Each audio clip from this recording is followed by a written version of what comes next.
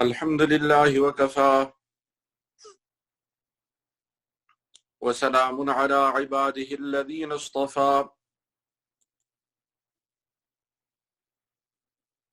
أما بعد فأعوذ بالله من الشيطان الرجيم بسم الله الرحمن الرحيم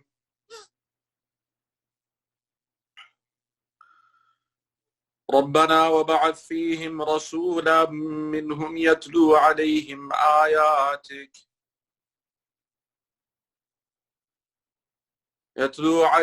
آياتك ويعلمهم الكتاب والحكمة ويزكيهم إنك أنت العزيز الحكيم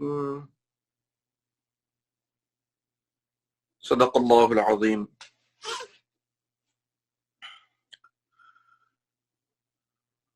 Regarding ayat number 129 of Surat al-Baqarah, this is a continuation of the dua of Sayyidina Ibrahim alayhi salam and Sayyidina Ismail alayhi salam when they were putting up the qawa'id, the foundations of the house of Allah subhanahu wa ta'ala, the Kaaba, the Baytullah.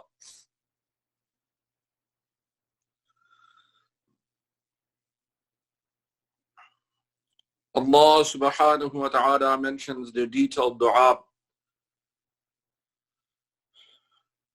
In this ayah, particularly ayat number 129, they made a dua to Allah subhanahu wa ta'ala that Allah subhanahu wa ta'ala sent to the Ummah al-Muslimah, the Muslim Ummah, that nation which will submit to Allah subhanahu wa ta'ala, that they be sent a Rasulan, a great messenger, particularly the greatest of the messengers, Rasulullah sallallahu alayhi wa sallam. And that Allah subhanahu wa ta'ala help this Rasul or make this Rasul not only a means of hidayah and guidance, but that through every avenue of that guidance, that Allah subhanahu wa ta'ala makes Rasulullah sallallahu alayhi wa sallam successful through it. It should be understood that the Anbiya alayhimus salam and the Rusul, the prophets and the messengers, they had knowledge and ilm of the coming of Rasulullah sallallahu alayhi wa sallam.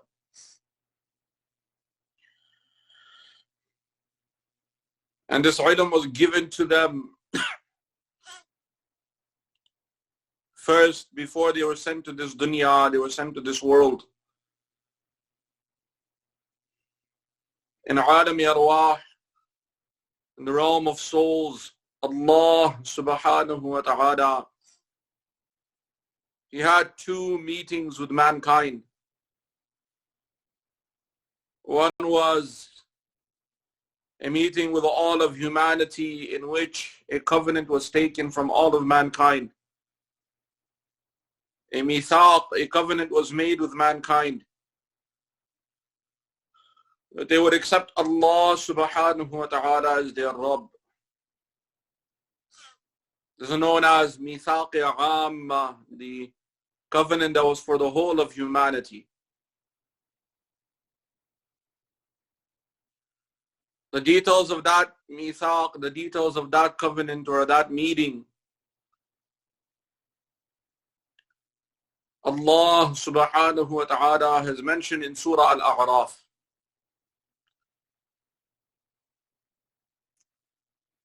That Allah subhanahu wa ta'ala tells us about that mithaq, that covenant that was taken from the whole of humanity. It was known as mithaq amma, a covenant that was taken from all of mankind. From mankind, from humanity, there was a select group that was selected. The Anbiya alayhimus salam, the prophets and messengers and the Rusul.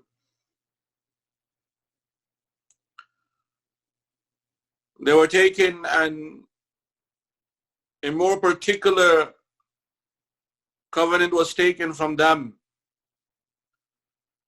The details of that covenant, known as Mithaq Khasa, the particular Mithaq for a select group,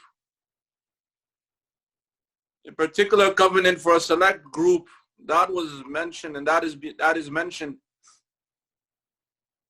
in Surah Al-Imran. وَإِذْ أَخَذَ اللَّهُ مِيثَاقَ النَّبِيِّينَ لَمَا آتَيْتُكُم مِّن كِتَابٍ وَحِكْمَةٍ.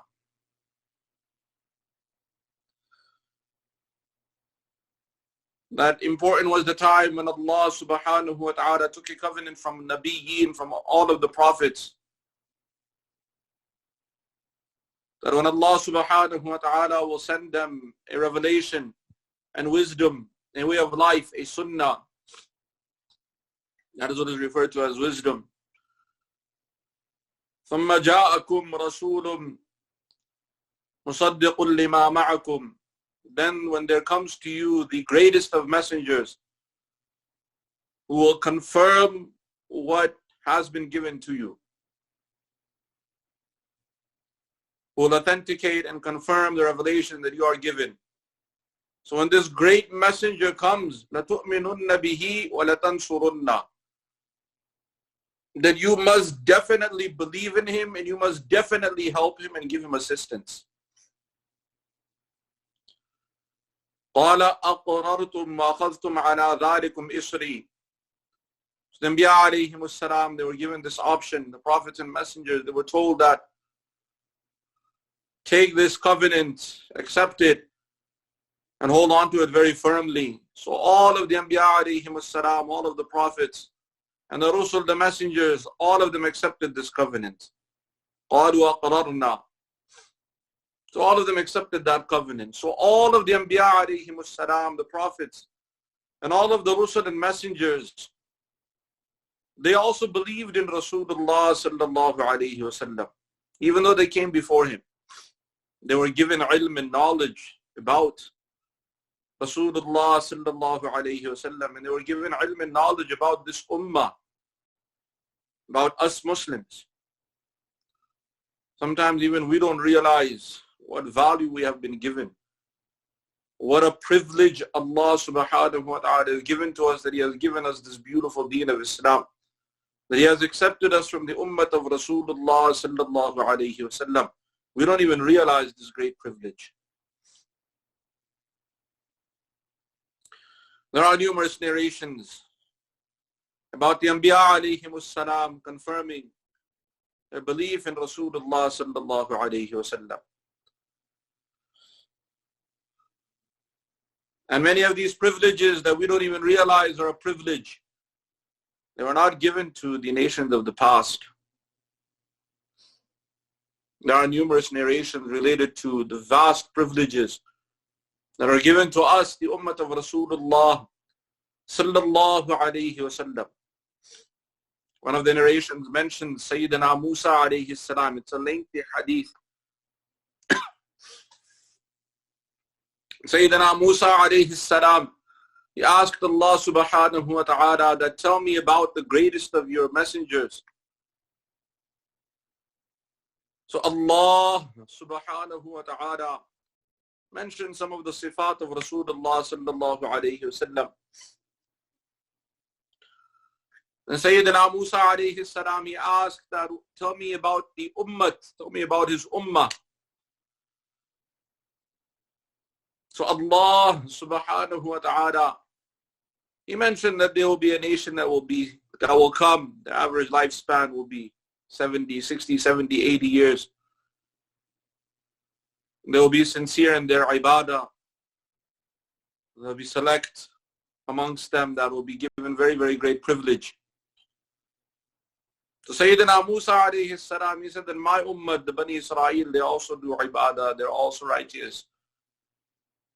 So Allah subhanahu wa ta'ala then told Sayyidina Musa alayhi salam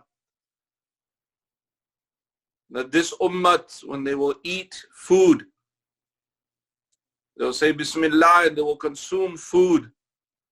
And afterwards they will thank me, they will say Alhamdulillah, so I'll forgive their sins.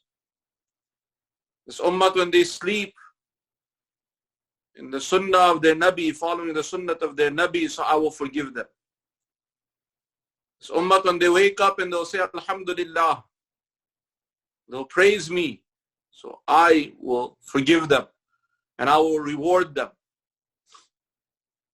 And this ummah, even when they smile at one another, I will give them their reward of sadaqah, the ajr of sadaqah. And so many other benefits and values of the ummah of Rasulullah sallallahu alayhi wa sallam are mentioned in that hadith. So Sayyidina Musa alayhi salam, he said, oh Allah, make that my nation. Allah subhanahu wa ta'ala said, oh Musa, don't ask for this. This is not for you. This privilege is not for your ummah. There's another ummah that is coming, and I've already made this decision. But hold firmly to whatever I have given you. So the Anbiya alayhimus salam, they knew about Rasulullah sallallahu alayhi wa sallam coming.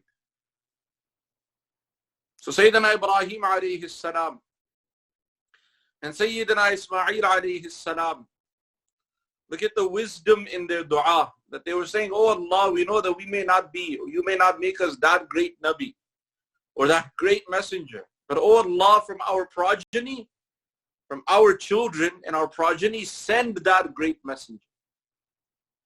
Look at the wisdom in their dua. That's why believers were very, very wise. We should think of the wisdom even within the ayat of the Quran. So this was their dua, that, oh Allah, if we are not that great Nabi, that great messenger, then at least from our progeny, send ummatam muslima, make that Muslim ummah come from our progeny. And make that great messenger come from our progeny, our dhurriyyah. What a great dua they made. Look at the hikmah and the wisdom that these Anbiya alayhimus salam and these Rusul and messengers had. So Allah subhanahu wa ta'ala mentions that they made this dua, and also in that dua they were going over the responsibilities that will be given to Rasulullah sallallahu alayhi wa sallam. And each of these responsibilities is very difficult responsibility. The first of those responsibilities, yatlu alayhim ayatik, that oh Allah, He will recite your ayat to them. So help him in this, make this easy for him. And because of this dua, Sayyidina Ibrahim alayhi salam and Sayyidina Ismail alayhi salam, Allah subhanahu wa ta'ala mentions in multiple places in the Quran. In Surah Al-Maryam, Allah subhanahu wa ta'ala tells Rasulullah sallallahu alayhi wa sallam, فَإِنَّمَا يَسَّرْنَاهُ بِلِسَانِكَ. We have made this Quran easy on your tongue. You're able to recite it easily. In Surah Taha, Allah subhanahu wa ta'ala continues the same. مَا أَنزَلْنَا عَلَيْكَ الْقُرْآنَ لِتَشْقَى إِلَّا تَذْكِرَةً لِمَنْ يَخْشَى. Taha, the title given to Rasulullah sallallahu alayhi wa sallam. مَا أَنزَلْنَا عَلَيْكَ الْقُرْآنَ لِتَشْقَى. We have not sent this Quran so it's difficult for you, or it makes it difficult for you. إِلَّا تَذْكِرَةً لِمَنْ يَخْشَى. It is just a reminder for those who want to be reminded, or those who fear Allah subhanahu wa ta'ala. So the barakah of that dua, the way it was made thousands of years before even the birth of Rasulullah sallallahu alayhi wa sallam, the effect of that dua was there. Or even thousands of years before the revelation was given to Rasulullah sallallahu alayhi wa sallam, this Quran was given to him.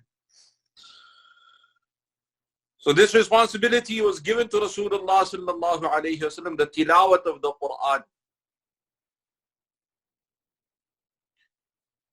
And this tilawat of the Quran is something that those who have been blessed to taste it, it is such a flavor that nothing comes even close to that flavor. I know it's, for those who don't understand that flavor, it's difficult to put it in words. for lack of eloquence in other languages to understand. There's foods that you can eat, the nourishment of this physical body. There are many delicious foods. MashaAllah, those that fasted today, we have started in the month of Sha'ban, at least on Mondays and Thursdays, the fasting. So when you eat that food at the time of iftar, when you're breaking your fast, especially if it is the favorite food, it has a whole different flavor. And nothing can substitute for that. You can try whatever else you want to substitute for that flavor, but nothing substitutes for that. Similarly, when it comes to the ruh, the soul, righteous a'mal, they have their own flavor. And these righteous a'mal, righteous deeds, they are the nourishment of the soul. Amongst the nourishment and the sustenance of the soul is also the dhikr of Allah subhanahu wa ta'ala and the tilawat of the Quran. The tilawat of the Quran has amazing impact on the nourishment of the soul. Particularly the tilawat, the qira'ah of the Quran, it has its own flavor, its own taste. Sometimes we get into this discussion that, okay, what about just the translation? Translation never does justice. But everyone has their own favorite foods. Some people it is, mashallah, biryani. Some people it is pizza. Some people it is burger. Some people it is whatever other foods are out there. Each of these foods have their flavor because they are a combination of multiple ingredients. You take biryani or pulao. A combination of multiple ingredients. If you take all of these ingredients and take the biryani apart, you take the meat separately, you put the rice separately, you put the salt separately, put the biryani masala separately, mashallah masala, Allahu Akbar, Put that separately, you put the spices separately. Will it have the same taste? No. Similarly, translation is just one of those ingredients. It is just one of those ingredients. But when you have the tilawat of the Quran with qira'ah, with the rules of tajweed, and if you have the understanding also, then that flavor is something else. It takes you to it's a whole different, it's a flavor that cannot be explained. Allah subhanahu wa ta'ala mentions the effect of that flavor in the Quran. There are some, mashallah, that some parts of the world you go to, I know I'm talking about biryani, but it's just for our understanding. Some parts of the world you go to, mashallah, the biryani has a different flavor. It's very spicy, mashallah.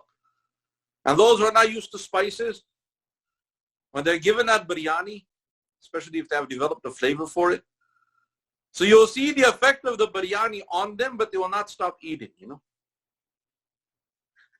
They'll be eating, so they'll be crying, they'll be runny nose, they'll be cleaning their face, but they won't stop eating. You tell them, brother, you're burning up inside. And they won't stop. They'll say, no, it's very good. It tastes very good. The taste is so strong, they're crying from it, but they don't stop eating. Similarly, with the ayat of the Quran, it has its own impact. And Allah subhanahu wa ta'ala in the Quran mentions that impact. And it's amazing how the ayat of the Quran describe it, because it's very difficult to put in words to actually make us understand the effect that goes through this human being. Just like the biryani is going inside and the person is tasting, but we're seeing the impact of that taste on the person's face and on the person's body. Similarly, the tilawat of the Quran and the qira'ah of the Quran. Allah subhanahu wa ta'ala tells us in Surah Zumar, Allahu nazzala ahsan al-hadith kitaban mutashabihan mathani. Allah subhanahu wa ta'ala is that amazing being. He has sent down this Quran. Allahu nazzala ahsan al-hadith. Allah subhanahu wa ta'ala has sent the most beautiful hadith, discourse, this Quran. Ahsan al-hadith.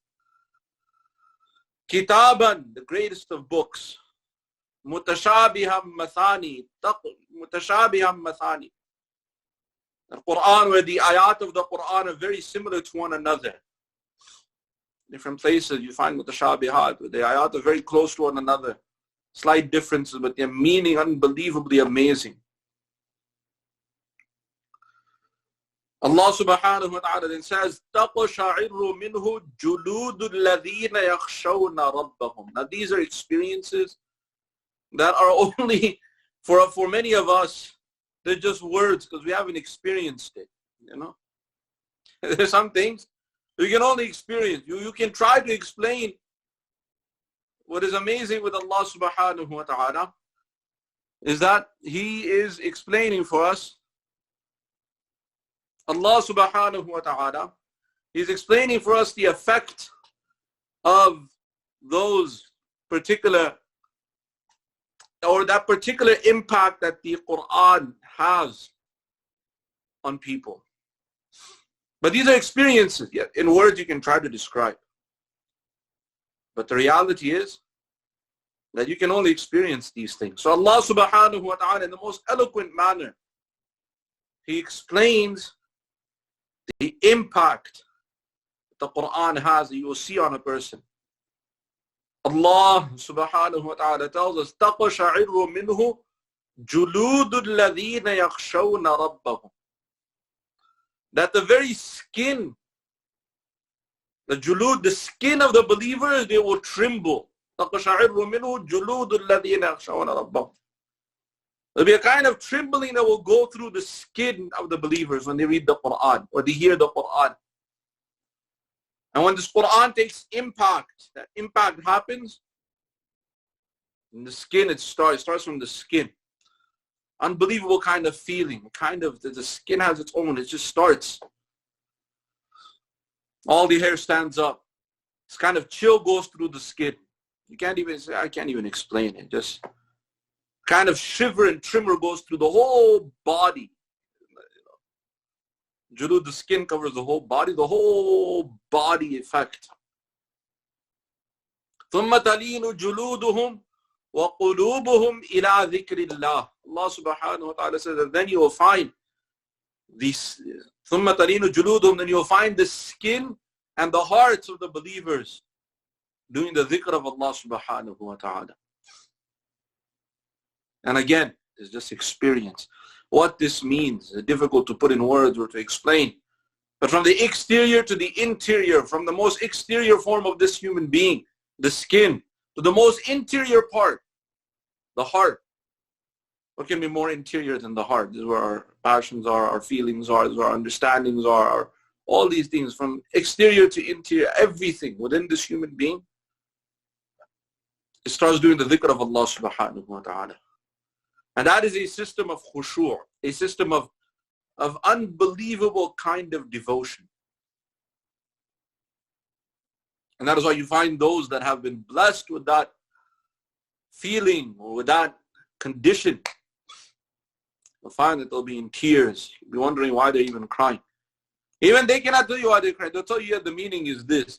Again, the meaning doesn't even do justice at that moment. The feeling that they're having, a different kind of feeling. A whole different kind of world. Even they can't explain why this is happening to them. But the ayat of the Quran and the way they come, sometimes that person will go into a condition where they keep repeating that ayah or that portion over and over. It has a whole different kind of impact. But this only comes because this was taught to us by Rasulullah sallallahu alayhi wa sallam, the tilawat of the Quran. So Rasulullah sallallahu alayhi wa sallam himself, when he used to recite the Quran, he used to have such a profound impact. And not just a profound impact on the believers. Even the disbelievers that hear the Quran, has profound impact on them. With Rasulullah sallallahu alayhi wa sallam, imagine what impact he must have had. Even now, in this time and age, You find so many cases of the disbelievers listen to an ayat of the Quran, or they're listening to recitation of the Quran, and they're moved. And they can't even explain what is happening to them. Sometimes they're even in tears. They don't know why they're crying. They don't understand the meaning. They don't know Arabic. They don't even understand what is going on. But the impact, and how many times they hear the adhan, just the adhan, what impact the adhan has on them. The disbelievers. I'm not talking about Muslims. The disbelievers. And then what impact the Quran must have on them. And not one case, not two cases, how many cases. The Quran has profound impact. And if this is now, imagine what at the time of Rasulullah sallallahu alayhi wasallam. Even the kuffar amongst the Quraysh, sometimes they used to sneak out at night and go and try to listen to Rasulullah sallallahu alayhi wasallam when he was reciting the Quran. They would sneak out at night. And the most staunch enemies of Islam, they used to do this. And they used to know and understand what kind of impact this Quran, the flavor it has. Those that have been exposed to that flavor, that's something that they've been blessed with. And for us, may Allah subhanahu wa ta'ala give all of us this tawfiq and ability to also have a chance to experience that. And this also happens to those who are Ahlul Quran, the people of the Quran, who recite the Quran day and night, who have become the friends of the Quran. So those who have become the friends of the Quran, and that's an amazing experience. And may Allah subhanahu wa ta'ala make all of us the friends of the Quran. That we recite the Quran, we do tilawat of the Quran, we understand its meaning, we spend time with the Quran. Because it has a very, very profound, this was one of the main or the greatest gifts that was given to Rasulullah sallallahu alayhi wasallam. And this is the greatest, or one of the greatest mu'jizat and miracles that is with us, the ummah, this time and age. And this is the greatest gift given to this ummah, to the ummah of Rasulullah sallallahu alayhi wasallam. May Allah subhanahu wa ta'ala also make us from the Ahlul Quran, from the people of the Quran. And may Allah subhanahu wa ta'ala give all of us the tawfiq to practice His deen. وَمَا عَلَيْنَا إِلَّا الْبَلَاغِ. Alhamdulillahi Rabbil Alameen. وَالصَّلَاةُ وَالسَّلَامُ عَلَى سَيِّدِ الْمُرْسَلِينَ وَعَلَى آلِهِ وَأَصْحَابِهِ أَجْمَعِينَ. رَبَّنَا تَقَبَّلْ مِنَّا إِنَّكَ أَنْتَ السَّمِيعُ الْعَلِيمُ وتب علينا إنك أنت التواب الرحيم. اللهم نور قلوبنا بالقرآن وزين أخلاقنا بالقرآن ونجنا من النار بالقرآن وادخلنا في الجنة بالقرآن. اللهم اجعل القرآن لنا في الدنيا قرينا وفي القبر مونسا وعلى الصراط نورا وفي الجنة رفيقا ومن النار سترا وحجابا. ربنا آتنا في الدنيا حسنة وفي الآخرة حسنة وقنا عذاب النار. سبحان ربك رب العزة عما يصفون وسلام على المرسلين الحمد لله رب العالمين. سبحان